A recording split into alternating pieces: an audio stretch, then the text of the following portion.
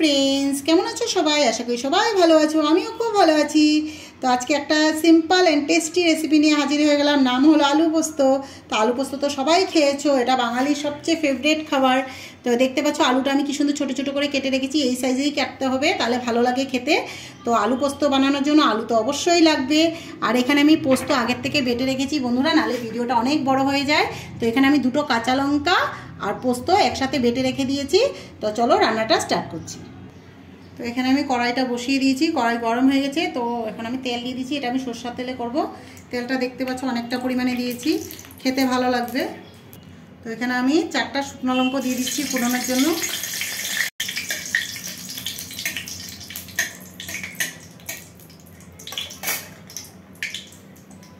অল্প করে কালো জিরে দিয়ে দিলাম ফোড়নে, টেস্টটা দ্বিগুণ বাড়ানোর জন্য সামান্য পরিমাণে হিং দিয়ে দিলাম।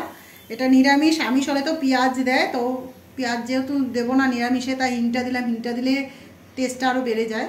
তো এখন আমি আলুটাকে ভেজে নেব। আলুটাকে হালকা করে ভেজে নেব। স্বাদ অনুযায়ী নুন দিয়ে দিচ্ছি, ভালো করে নাড়িয়ে নেবো। এটা খেতে খুবই ভালো লাগে বন্ধুরা। দুপুরের লাঞ্চে যদি এরকম একটা আলু পোস্ত হয়ে যায় আর কিছুই লাগে না। বাঙালির এটা প্রিয় খাবার, সবার ঘরে ঘরেই হয়। আর আমার তো খুবই ফেভারিট একটা খাবার। সিম্পল আর ঝটপট হয়ে যায়, বেশি টাইমও লাগে না। যখন খুব দেরি হয়ে যায় তাড়াহুড়োর মধ্যে, তখন এরকম একটা রেসিপি হলে আর কিছুই লাগে না, খুবই ভালো লাগে। কালারটা হওয়ার জন্য সামান্য পরিমাণে হলুদ দিচ্ছি, এটা অপশনাল। কেউ দেয় কেউ দেয় না, কিন্তু আমার ভালো লাগে হলুদ দিলে। সামান্য পরিমাণে কাশ্মীরি লঙ্কা দিলাম কালারটা হওয়ার জন্য, এটাও অপশনাল, তোমরা দিতেও পারো, না দিলেও হবে। কিন্তু আমার ভালো লাগে, একটু বেশি সাদা সাদা ভালো লাগে না, একটু কালার হলে দেখতে ভালো লাগে। এটাকে আমি একটু ভালো করে ভেজে নেব। এটা বাঙালির একটা ইমোশন, আমাদের খুবই প্রিয় খাবার। আলু পোস্ত বাঙালির ঘরে ঘরে হবে, যে কোনো অকেশন হোক, মানে এটা একটা থাকবেই আমাদের। আর খুবই ভালো লাগে, আমার ঘরে তো খুবই চলে বন্ধুরা, কি বলবো, খুবই ভালো লাগে এটা।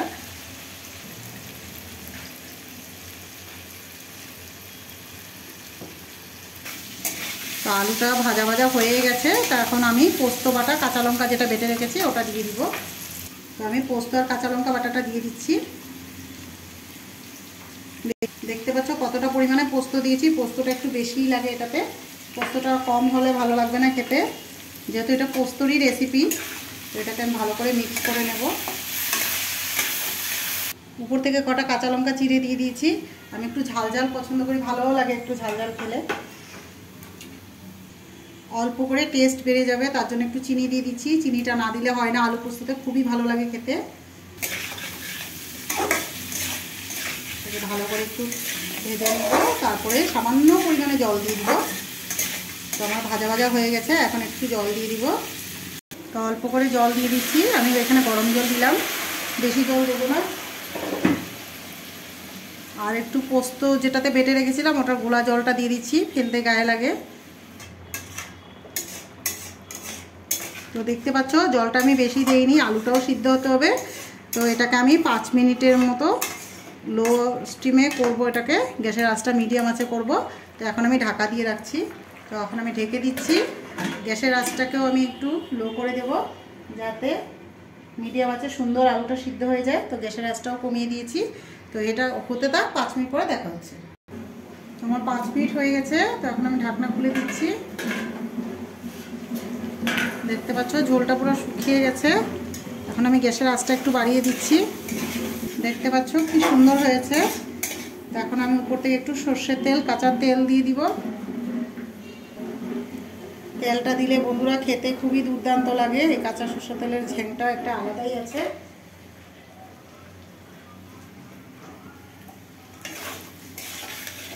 এখন ভালো করে মিক্স করে নেব। তেলটা দিলে খেতে খুবই ভালো লাগে। গরম গরম ভাত হবে আর পোস্ত, আলু পোস্ত হবে, ও জমে যায় খাওয়াটা বন্ধুরা। তা এখন আমি 2 মিনিটের জন্য আবার ঢাকা দিয়ে দিচ্ছি, তারপর আমি নামিয়ে নেব। তো আমার 2 মিনিট হয়ে গেছে, দেখতে পাচ্ছ কি সুন্দর হয়েছে। আর আলুটা দেখিয়ে দিচ্ছি তোমাদেরকে, দেখো কতটা সিদ্ধ হয়ে গেছে সুন্দরভাবে।